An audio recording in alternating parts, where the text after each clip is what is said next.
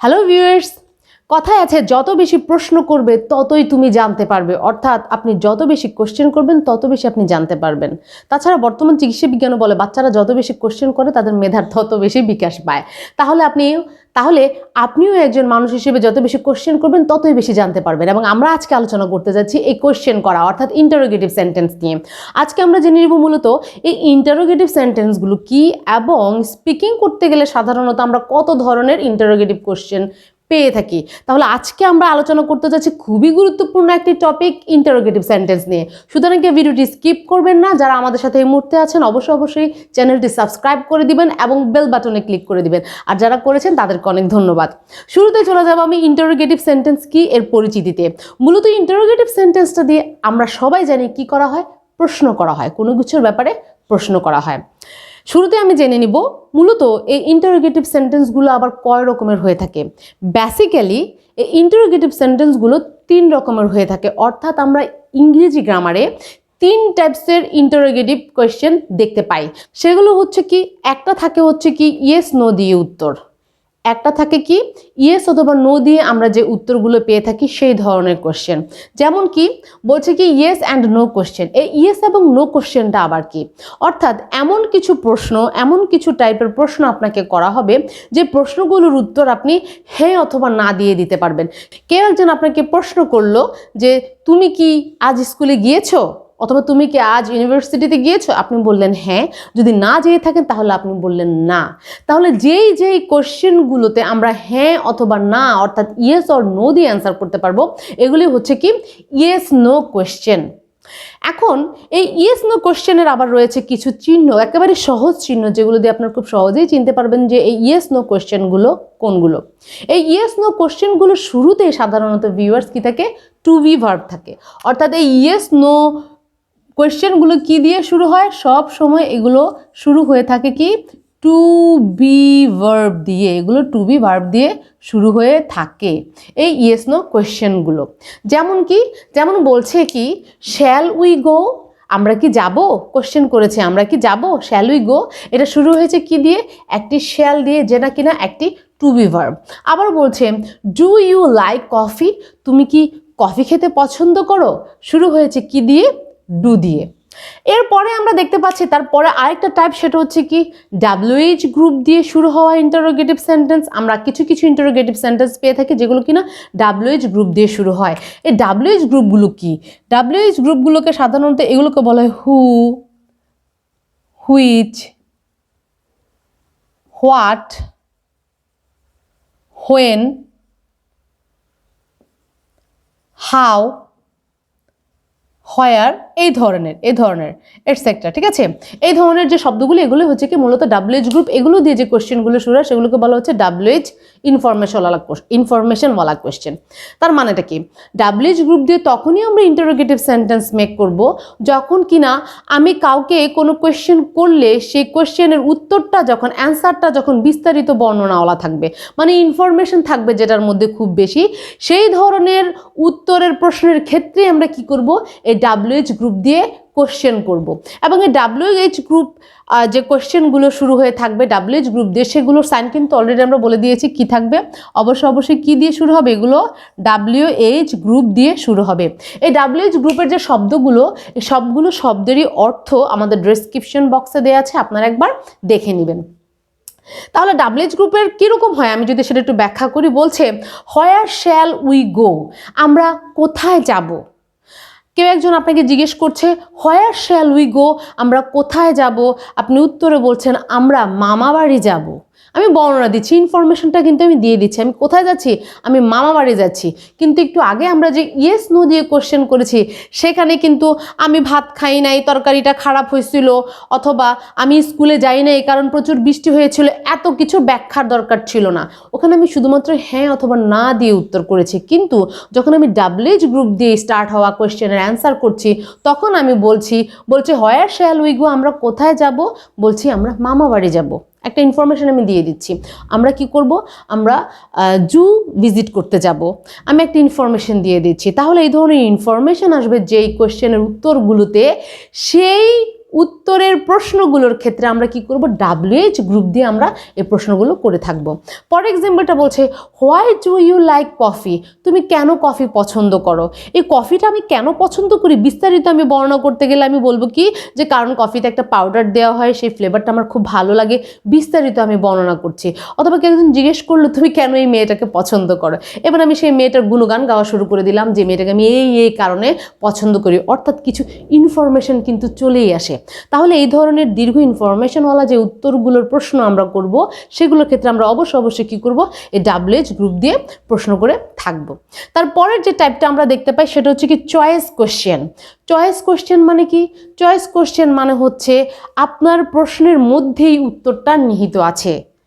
তার মানে আপনি যে প্রশ্নটা করছেন আপনার সেই প্রশ্নের মধ্যে কি আছে, উত্তরটা নিহিত আছে। কীরকম বলছে, do you want fish or meat, আপনি লাঞ্চে বসলেন, আপনাকে জিজ্ঞেস করছে তুমি কি মাছ খাবা না তুমি গোস্ত খেতে পছন্দ করো, আপনাকে জিজ্ঞেস করছে।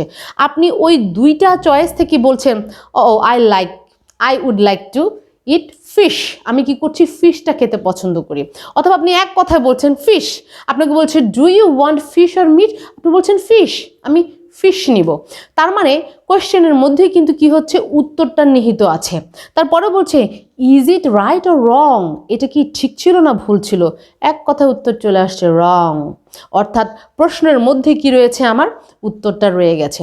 তাহলে আমরা পেয়ে গেলাম এই তিনটা টাইপের কোশ্চেন।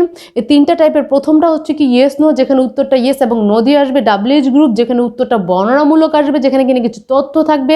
এবং তারপরে আমরা পেয়ে গেলাম চয়েস কোশ্চেন, যেখানে কিনা প্রশ্নের মধ্যে উত্তর নিহিত রয়েছে।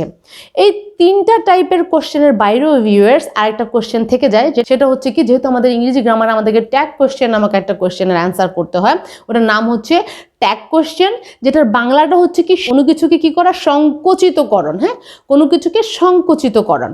সেটা কীরকম হয়, সেটার স্ট্রাকচারটা কিন্তু অন্য সবগুলোর সাথে একেবারেই ম্যাচ হয় না। যেমন এই ট্যাগ কোশ্চেনগুলোর মধ্যে আপনি প্রশ্ন করার আগেই আপনাকে বিস্তারিত বর্ণনা করতে হবে। আপনি বিস্তারিত বর্ণনা করার পরে আপনি কি করতে পারবেন, সংক্ষিপ্ত আকারের মানে সংকোচন করে একটা প্রশ্ন করতে পারবেন। আগে আপনাকে ইনফরমেশন দিয়ে দিতে হবে, ফুল ইনফরমেশন আপনি আগে দিয়ে দিবেন, তারপরে আপনি প্রশ্নটা করতে পারবেন। কিরকম বলছে, ইটস কোল্ড, প্রচুর ঠান্ডা তাই না। তারপর বলছে কি ইজেন্ট ইট, নয় কি, তাই নয় কি, জিজ্ঞেস করছে তাই নয় কি, প্রচণ্ড ঠান্ডা তাই নয় কি। আগে উত্তর নিজেই বলে দিচ্ছে, নিজে আগে উত্তর বলে দিয়ে তারপর সে প্রশ্নটা করছে। ইটস কোল্ড, প্রচুর ঠান্ডা, তারপর বলছে ইজেন্ট ইট, নয় কি, ঠান্ডা নয় কি, এরকমভাবে কোশ্চেন করছে। অর্থাৎ ট্যাগ কোশ্চেনে আপনি কি করবেন, নিজে আগে উত্তর দিয়ে তারপর আবার আপনি নিজেই কি করবেন, কোশ্চেন করবেন। এটা হচ্ছে কি ট্যাগ কোশ্চেন।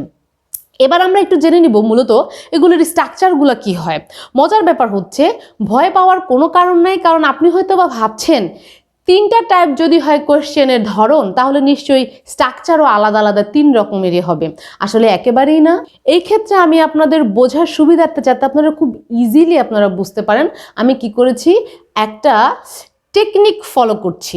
যে টেকনিকটা যদি আজকে আপনারা দেখে নেন, আপনারা কিন্তু আর কখনোই ইন্টারোগেটিভ কোশ্চেনের এই স্ট্রাকচার নিয়ে দ্বিধাদ্বন্দ্বে পড়ে যাবেন না। যেমন প্রথম যে টাইপটা ছিল সেটা ছিল কি ইয়েস নো কোশ্চেন ছিল। হ্যাঁ, এই ইয়েস নো কোশ্চেনকে যখন আমরা স্ট্রাকচারে ফেলবো, শুরুতে চলে আসবে কি অক্সিলারি ভার্ব, অবশ্যই অক্সিলারি ভার্বটা আগে আসতেই হবে, তারপরে যাবে সাবজেক্ট এবং তারপরে মূল ভার্ব, যদি ওই সেন্টেন্সটার মধ্যে কোনো মূল ভার্ব থাকে, মানে যদি দুইটা ভার্ব থাকে। আমরা অলরেডি আলোচনা করেছি অক্সিলারি ভার্ব এবং মূল ভার্ব নিয়ে, এর উপর আমার একটা ভিডিও আছে, ডেসক্রিপশন বক্সে লিঙ্ক দেওয়া আছে, আপনারা একবার দেখে নেবেন।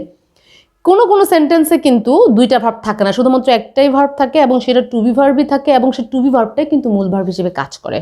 তাহলে থাকতে পারে একটা অক্সিলারি ভার্ব এবং তারপরে অবশ্যই থাকবে সাবজেক্ট। সাবজেক্টের পরে যদি কোনো মূল ভার্ব ওই সেন্টেন্সে থেকে থাকে, সেটা চলে যাবে সাবজেক্টের পরে, এবং তারপরে রিমাইন্ডার বলতে আপনারা এখানে অবজেক্টও বলতে পারেন এটাকে, তার মানে বাকি যদি কিছু থেকে থাকে এক্সটেনশন, এবং তারপরে অবশ্যই কি করতে হবে, একটা প্রশ্নবোধক চিহ্ন তো আপনাকে ব্যবহার করতেই হবে।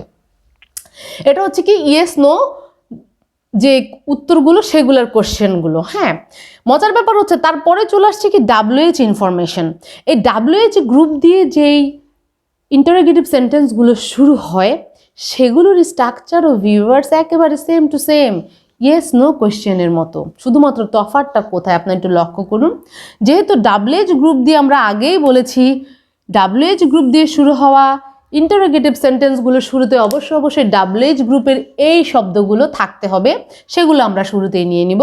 তারপরে সেম একই স্ট্রাকচার, সেটা হচ্ছে কি অক্সিলারি ভার্ব, চলে আসবে অক্সিলারি ভার্ব, তারপরে চলে আসবে সাবজেক্ট, তারপরে চলে আসবে মূল ভার্ব যদি থাকে মূল ভার্ব, তারপরে যদি আর কোনো কিছু বাড়তি কথা থেকে থাকে সেটা থাকবে, তারপরে অবশ্যই কি থাকবে, একটা প্রশ্নবোধক চিহ্ন থাকবে। তার মানে এই ইয়েস নো এবং WH গ্রুপের স্ট্রাকচার কিন্তু একেবারেই সেম। আবার চয়েস কোয়েশ্চেন যেগুলো, সেগুলোর এই স্ট্রাকচার সেম, একই রকম ভিউয়ার্স। শুরু হবে একটি অক্সিলারি ভার্ব দিয়ে, তারপর থাকবে একটা সাবজেক্ট, তারপর যদি মূল ভার্ব থাকে তাহলে হবে একটা মূল ভার্ব, এবং তারপর থাকবে রিমাইন্ডার অথবা এক্সটেনশন বলুন অথবা অবজেক্ট বলুন, যেটাই বলুন সেটা থাকবে। তারপর অবশ্যই কি করতে হবে, আপনাকে ইন্টারোগেটিভ চিহ্নটাকে ব্যবহার করতে হবে। তার মানে সেম একই স্ট্রাকচার।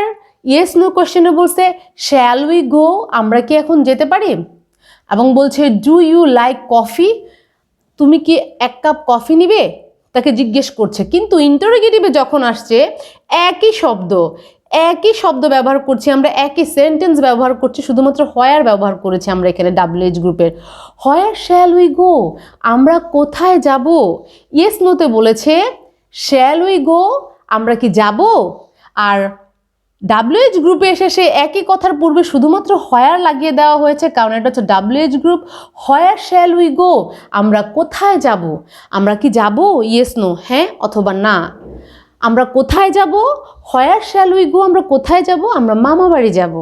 আচ্ছা, তারপরে বলছে ডু ইউ লাইক কফি, তুমি কি কফি খেতে পছন্দ করো। এটা কি yes no, yes or no, যদি তুমি পছন্দ করো তাহলে তুমি বলবে ইয়েস, যদি তুমি পছন্দ না করো তাহলে তুমি বলবে না।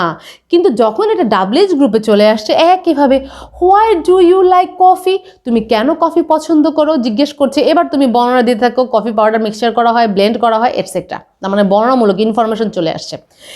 একই কিন্তু সেন্টেন্স, একই structure. Do you like coffee, তুমি কি কফি পছন্দ করো, শুধুমাত্র WH গ্রুপটা আমি আগে লাগিয়ে দিয়েছি হোয়াই, অর্থাৎ কেন। Why do you like coffee, কেন তুমি কফি পছন্দ করো। অর্থাৎ সেম একই স্ট্রাকচার আমরা ব্যবহার করছি এই তিনটা টাইপের ইন্টারোগেটিভ সেন্টেন্সের মধ্যেই, শুধুমাত্র খালি WH গ্রুপের শুরুতে আমরা WH গ্রুপটা লাগিয়ে নিচ্ছি। বাকি সব স্ট্রাকচার একেবারে same to same. Auxiliary verb ব্যবহার করতে হবে, তারপর সাবজেক্ট, তারপর যদি মূল ভার্ব থাকে আমরা সেটা ব্যবহার করব, তারপর রিমাইন্ডার অথবা এক্সটেনশন বলো অথবা তোমরা অবজেক্ট যেটাই বলো, তারপর আমরা কি ব্যবহার করব, ইন্টারোগেটিভ চিহ্ন ব্যবহার করব। শুধুমাত্র একটু ব্যতিক্রম হচ্ছে কি ট্যাগ কোয়েশ্চেনটা, যদিও বা এই ট্যাগটা এই 3 টাইপ অফ কোয়েশ্চেনের মধ্যে আসে না, বাট ট্যাগ তো আমাদেরকে গ্রামাটিক্যালি অ্যান্সার করতে হয়, এবং এটার নামও হচ্ছে কি ট্যাগ কোয়েশ্চেন। তার মানে সংকুচিত প্রশ্ন, যেখানে কিনা আগে কি করবে বক্তা তার উত্তরটা নিজেই বর্ণনা দিবে এবং তারপর সে প্রশ্ন করবে। এই ট্যাগ কোয়েশ্চেনের একটা মূল বৈশিষ্ট্য হচ্ছে কি প্রথম অংশটা যদি অ্যাফার্মেটিভ থাকে পরের অংশটাকে কি করতে হয়, নেগেটিভ করে দিতে হয়। প্রথম অংশটা যদি অ্যাফার্মেটিভ থাকে পরেরটাকে কি করতে হয়, অবশ্যই নেগেটিভ করে দিতে হয়। এটা কোথায়, এটা হচ্ছে কি ট্যাগের বেলায়। এটা হচ্ছে কি ফার্স্ট পার্ট, আর এটা হচ্ছে কি সেকেন্ড পার্টটা। ফার্স্ট পার্ট যদি অ্যাফার্মেটিভ থাকে তাহলে সেকেন্ড পার্টটা মানে এটাকে কি করতে হয়, নেগেটিভ করে দিতে হয়। আবার এটা যদি নেগেটিভ থাকে এটাকে কি করে দিতে হয়, অ্যাফার্মেটিভ করে দিতে হয়। তাহলে এই হচ্ছে আমাদের মূলত ইন্টারোগেটিভ সেন্টেন্সগুলোর মোটামুটি আলোচনা, যে ইন্টারোগেটিভ সেন্টেন্সগুলো সাধারণত কয় রকমের হয়ে থাকে। নিশ্চয়ই আপনারা ইন্টারোগেটিভ সেন্টেন্সের প্রকারভেদ নিয়ে আপনাদের মধ্যে যে হেজিটেশনটা ছিল সেটা আজকে কেটে গেছে। সাথে থাকার জন্য অনেক অনেক ধন্যবাদ। ভিডিওটা যদি ভালো লেগে থাকে তাহলে লাইক করুন, কমেন্ট করুন এবং শেয়ার করে দিন।